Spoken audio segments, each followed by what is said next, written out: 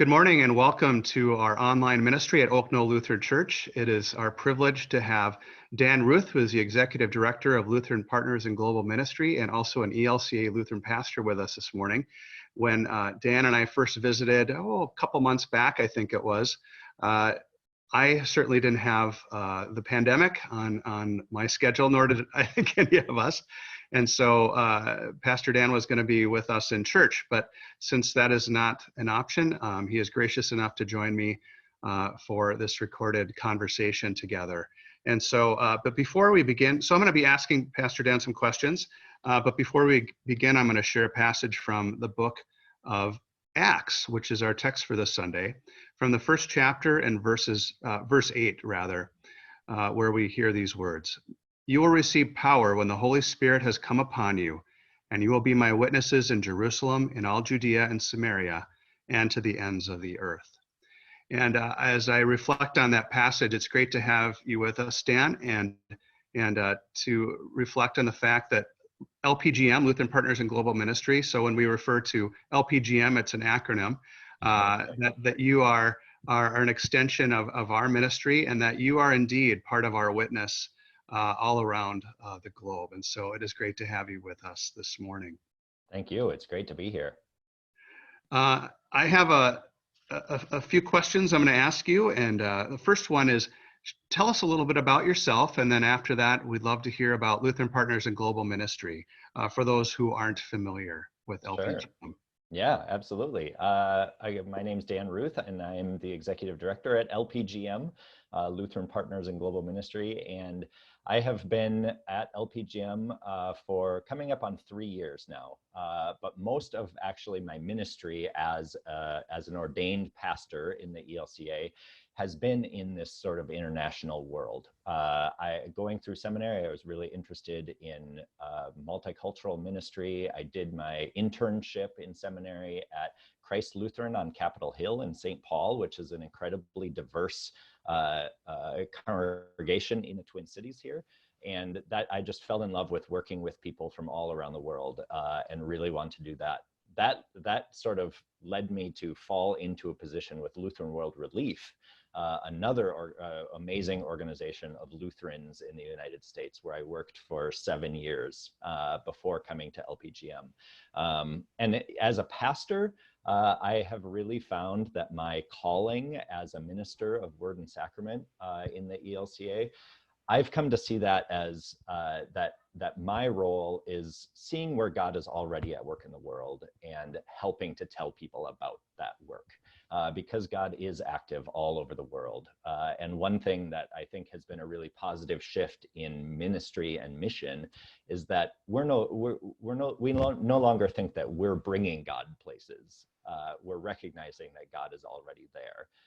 And so part of my job is just seeing where God is already at work and helping tell people and congregations like you about that, which is a really amazing part of that ministry. I live in South Minneapolis. I have 2 young boys. They're 3 and 5, Simon and Miles. And so this coronavirus, in one way is a perfect timing for their age. They're a preschool age, and so they sort of don't even know what's happening.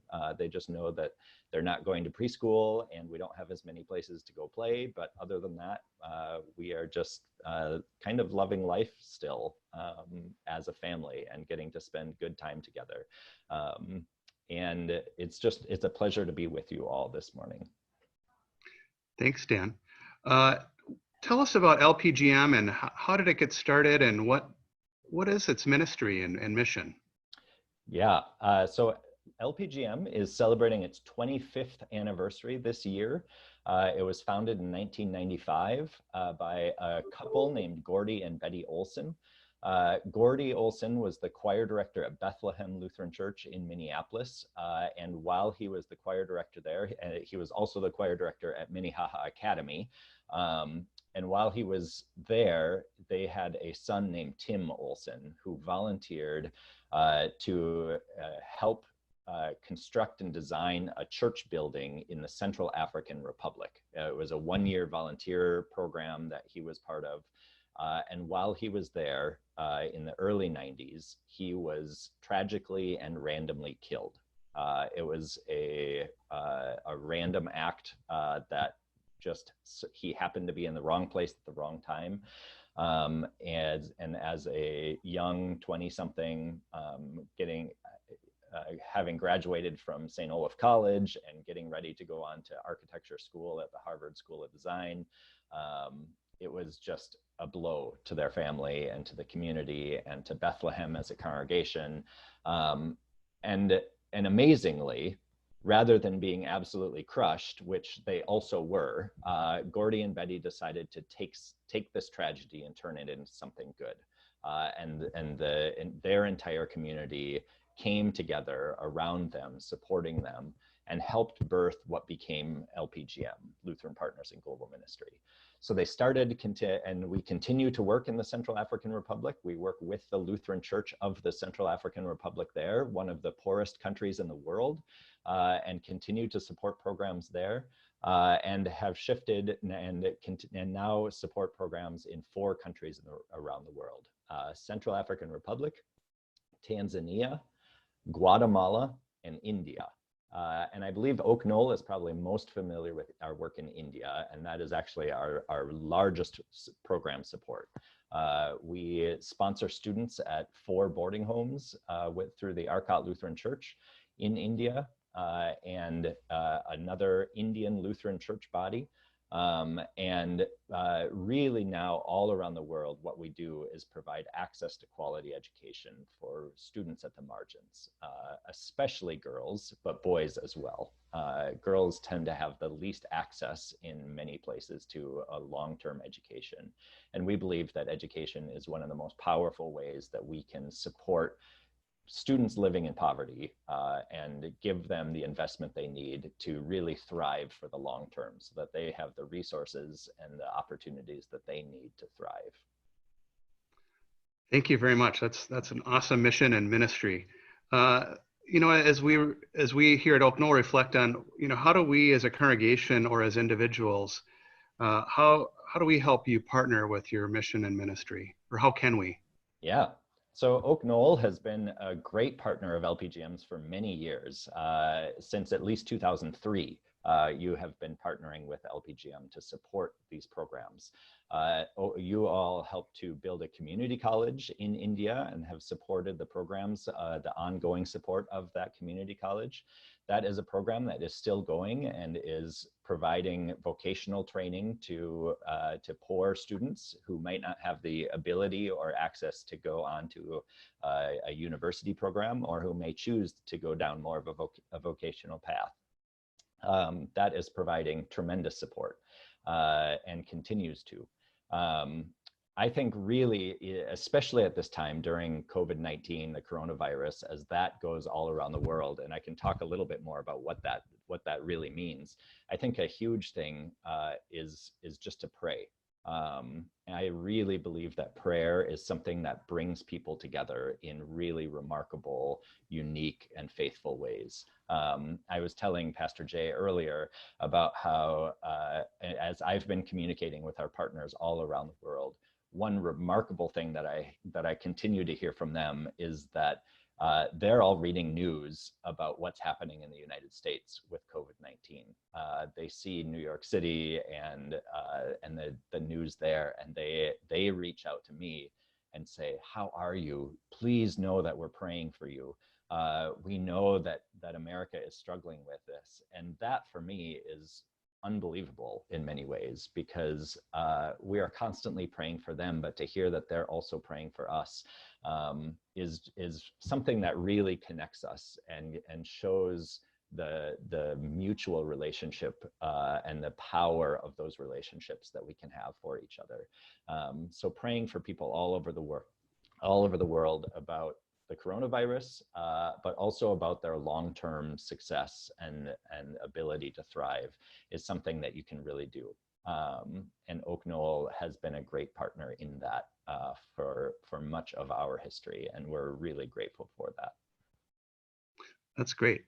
Yeah, I like how you talked about the interconnectedness, that this isn't something that we're doing for someone else, but that this is a relationship, that it goes both directions, which is what authentic relationship is. Absolutely. Yeah. In fact, I'm going to pull up my screen here because I want to show something that I think is really vital to what it is that LPGM is all about. And I will just click share. So here's, if this pops up, you will see a map of the 4 countries where we work, but I'm going to actually skip ahead and go to this next screen because this shows sort of the interconnectedness and the way that LPGM approaches all of the work that we do. It all starts with that big circle that says listen right in the middle of it. Everything we do starts and ends with listening. We believe that the only way that we're going to be effective in working with people all around the world is if we're listening to them first and foremost, their needs, their context, their desires. In India, we actually have staff who are Indian, they're Tamil, they live there, work there, they know the context. We're working with local churches who are native to that area. The churches themselves are led by people who are from those countries. And then second, that we respond. Based on what we hear, based on what we listen, is that we have an opportunity and even a calling from God to respond to those who are most at the margins, to those around the world who are most at need. As we see all the time, and even more especially during this coronavirus, is that viruses, tragedies around the world may affect us all, and they certainly do affect us all, but it's not equally. And things happen and affect people who live in poverty in ways that are much more profound than the ways that we're often affected here. And so while the virus hasn't actually taken off in many of these countries yet, in places like India or Central African Republic, there's still a relatively small number compared to other places like Italy or China or now the US. But if and when it does, it's going to be devastating. I just saw a statistic recently that said that there's an estimated 160,000 ventilators in the US. Now, that may not be as many as we need if this virus gets worse, but there's 160,000 estimated ventilators in the US. In South Sudan, there are 4, and in the Central African Republic, there are 3. And so if and when the virus starts to spread there, they're going to be hit hard. And that is true across the globe when we're talking about people living in poverty, that their needs are much greater than ours, and their ability to be resilient is tricky. And that really calls to me to this listening and responding to their needs. When we respond, we're always circling back to listening. And finally, that bear witness circle is what I really believe, as I was talking about my calling, that we are all interconnected, and I have a responsibility to bear witness to the stories and the truth of people's lives, to Lutherans and people of faith like you in the United States, because the decisions that we make here affect people overseas and vice versa. That I think it's really clear now in this time as we've gone through social distancing and stopped traveling overseas, how interconnected we all are in both positive and negative ways. And I love the fact that prayer brings us closer together, and when we can't physically be together, we can do things to connect spiritually with our neighbors and our brothers and sisters and friends all around the globe. So prayer is a very concrete way in which we can maintain that relationship and foster it and grow it. As you said, we're in a quite a different situation than folks who, in terms of the resources or medical options that we have. What are you hearing from the Arcot Lutheran Church? Are they practicing social distancing, or is that not happening yet? Or what are ways in which they're able to manage or do to the best of their ability this situation? Yeah, yep. The this coronavirus is global, and it is affecting everywhere that we work. And even places where the case numbers aren't as high, it is still affecting every person's life. India right now is in a countrywide shutdown. The Prime Minister just extended that into early May, and that is even more intense than our social distancing. I've been talking to our partners and staff there who are talking about having to go through checkpoints in local towns and villages in order to travel anywhere. It is enforced by the government and by the police in ways that we don't see here. And it's really hard. It is India in particular as a country with over 1 billion people living in close proximity to each other. I know early on, as this was starting to develop, I was actually in India in February. As this was just people were starting to talk about it. We didn't really know the full implications of what it would mean. We may still not know the full implications. But there was talk then about what would happen, and shortly after I returned, the government of India shut down all the schools, and there was a lot of talk about, well, would students be safer in the boarding schools because it's protected, people are together. Yes, they live in close quarters, but we can at least kind of control who's coming in and out, rather than sending their home to villages or to places, to cities where people are really living in close proximity and you have less control over what's happening. But it is, for our programs, for the schools that we support, this has really just shut everything down. And for a while, we've just been in a holding pattern. As an organization, we are deeply committed to continuing our support for those programs. We are continuing to pay salaries for caretakers and teachers, support staff, that they have some stability during this time. We're looking at the students who may not have had a place to return to. There are some orphans who live at the boarding homes, and helping to provide everything that they need during this time. Now, just recently, we've been hearing from the Arcot Lutheran Church that they have been called upon by the government, some of the sewing centers that they operate and teach young women especially how to sew and create fabric. They're now making masks that can be distributed and used in medical facilities or in communities around them. And we're looking at ways that we can support that as well. And this is where financial support just goes a long way. And if we can just send some additional money and help provide additional support, that's going to really help flatten the curve in India as well, and in Tamil Nadu, which is the state where the Arcot Lutheran Church is active, and where we work. So, I will say an interesting thing that the bishop of the Arcot Lutheran Church told me recently is that there's a lot of talk in India about social distancing as well.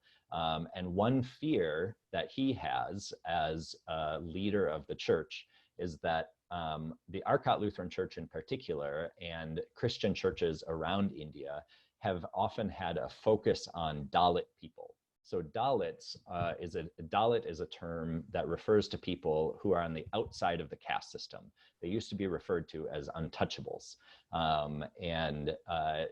Dalit is a Sanskrit word that means crushed or oppressed. It's actually the same root word as dal, which is like the lentil dish that you might get with crushed lentils at an Indian restaurant. So Dalit people have been historically oppressed. They've been pushed to the margins of society. They've often been forced to live on the edges of villages because they are considered so unclean by high caste people that sometimes high caste people try not to even walk on their shadows lest they be made unclean by that. What the Bishop Kennedy of the Arcot Lutheran Church told me recently is that he's really concerned about this term social distancing because of the implications it has for Dalit people. That there's already a sense of people socially distancing from Dalits to begin with. And this just puts another formal layer of fear on top of that. And he believes in and he believes that it's right that we should be social distancing during this time, that we have a responsibility to try to stop this virus, but also be conscious and aware of the implications that has on people who have been socially distanced for generations, and really be a witness to the power of the value of their life as well. So, yeah. Wow, that's really interesting to, an insight that perhaps something I wouldn't think about in hearing about that and that culture. And it makes me wonder about how that could also impact things here too, but perhaps not in the same way, but perhaps, who knows? But Yeah. a good thing to ponder as well. Wow. Well, I know too, my wife, my family, we sponsor a child, and that's a wonderful way to support the ministry in which you're referencing, where they're not able to go to school right now, but they're still able to get that support, and how important and crucial that is, and to keep the staff employed so that there can be a landing spot when this all ends at some point. So, well, thank you for that. Are there any other stories you have about how LPGM makes a difference or has made a difference? I mean, you've shared a lot already, but are there any other? Yeah, absolutely. And I would love to share just a couple of stories. Please. You mentioned how you sponsor a student. I want to share a couple stories about students who are sponsored. And this is one thing that, as for our 25th anniversary this year, we're trying to get 250 new students sponsored this year. So this is another way for people at Oak Knoll to really get deeply involved. It's also one of the ways that I think we can most powerfully build those connections and the relationships from one person in the United States to a person in India. You can write to your student. We have a really simple form online to really build that relationship, share photos with them, hear back from them about what they're doing, what they're studying, what they're thinking about. It's a really powerful, cool way to step in and provide support for one student.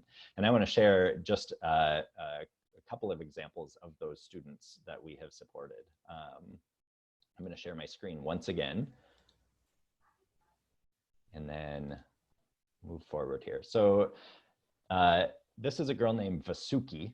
Vasuki, this was taken a year ago when Vasuki first started in the boarding home. She's a girl who's, when she started in the first standard, kind of the equivalent of kindergarten or first grade, she was 6 years old and came from a family with a single mother. And her mother was a poor woman, had to travel to a neighboring state in order to find work. And the work was so consuming that it was really hard to care for her daughter at the same time. So Vasuki came to Siloam boarding school from her grandmother's house because she had been living at her grandmother's. You know, as a young 6-year-old girl coming to a boarding school, meeting, Siloam is an all-girls school. There's about 700 girls who go there from first standard all the way up through high school, 12th standard. And she was a little nervous when she first showed up, as any 6-year-old girl would be. But by the time it came to Christmas break, and students there do take a Christmas break, they go home, Vasuki just had this big smile on her face, and she said, I don't want to go home. I have all of my sisters here. She talked about all the sisters that supported her and loved her, and how much she just loved being at that boarding home. And I think that is because she has a sponsor who helps pay for her room and board, education, lodging, support systems. She has just found and started to thrive in this boarding school, and is, you know, just a beautiful example of what that can be. At the same time, I want to share a story about Rajeswari. Rajeswari is a 15-year-old girl who was at a neighboring boarding school that we also support called Melpatambakam. Melpatambakam is also an all-girls boarding school. And Rajeswari, at the age of 15, was in the 10th standard in India. And in India, this is a really big year for school. It is a year when, at the end of the year, you take a national exam that really is the jumping off point for what your future might look like. If you pass that exam, you can go on to 11th and 12th standard, which would be like 11th and 12th grade, at which point you'd then take another government exam that would help you get into a college or university program. And so 10th standard is a really pivotal year for students like Rajeswari. Rajeswari passed her national exam at 10th standard and was flying high. She was really excited to go home for their summer break, which is right around this time of year, and was excited to come back the following year for her 11th and 12th standard years. She was feeling good. She loved her school. She loved the friends that she had made there. Well, when she got home, she found out that her parents had arranged a marriage for her and decided to not send her back to school. And Rajeswari was devastated. Now, this is something that is technically illegal in India. Students are not legally able to get married until they're 18, but it is still incredibly common. I think more than 30 million students around in India, 30 million girls in India still get married before they turn 18. It's a really common practice to have young women having arranged marriages, often to older men. Rajeswari was really devastated. She wasn't ready to get married. She wanted to continue her schooling. She had learned the power of education for her life well into the future, and was so devastated that she reached out to extended family members. She reached out to the school, who tried to intervene on her behalf, and at one point even attempted suicide. Just was not at a point where she wanted to get married. Luckily, she had an uncle who deeply believed in the power of education as well, and helped get the local authorities involved. And so her uncle, along with the support of the school staff itself, finally convinced the parents to let her return to school, where she has now continued to go. She took her government exams for 12th standard this year, so she's been back in school for 2 more years, and we're now awaiting the results of those. And so the fact that she had a sponsor who helped provide the funding for her to go to school just gave her a tremendous opportunity that she wouldn't have had otherwise, and is just an example of what a lot of young women face in India and elsewhere. Now, finally. Yeah, go ahead, yes. Finally, I want to talk about Malini, because Malini is well past this. Malini graduated from Melpatambakam, the same school that Rajeswari went to. She graduated in 2006, but she returned to that school recently to talk to the students, to report back on what she's done in the time since then, and is just an amazing example of the success that can happen in this education. Malini, much like Rajeswari, graduated, went on to actually study electrical engineering. She now has a great job in her home village that she is proud of. She makes a good middle-class income. She is really happy, and just came back and wanted to say thank you to the staff, to the teachers that had taught her, and especially to her sponsors. So she said thank you, and we were able to get in touch with her sponsors and send them a handwritten letter from Malini talking about the power that their sponsorship had made for her. And she then talked to the entire student body and showed them the power of education and what it can be in their lives. These three women are just a powerful example of what can happen when we invest in education. And it's a long-term investment. Even while we sort of wait in this interim time, not knowing what is going to come in the coming weeks or months for any of the programs and any of the people around the coronavirus, we know that the education that we've been providing and will continue to provide is going to have a long-term effect that we see in Malini. We know that women pass down education to their children. There are health benefits that go along with a better educated population, and that educating girls in particular deeply matters. Well, those are powerful stories of transformation. And I just think of, as Christians, we're called to be about that ministry. Jesus calls us to be about the transformation of not only our life, but more importantly, others' lives, to how do we love our neighbor. And LPGM is powerfully doing that, as an expression of love, as a ministry partner, really just powerfully doing that in those countries. And we're grateful to be a partner with you.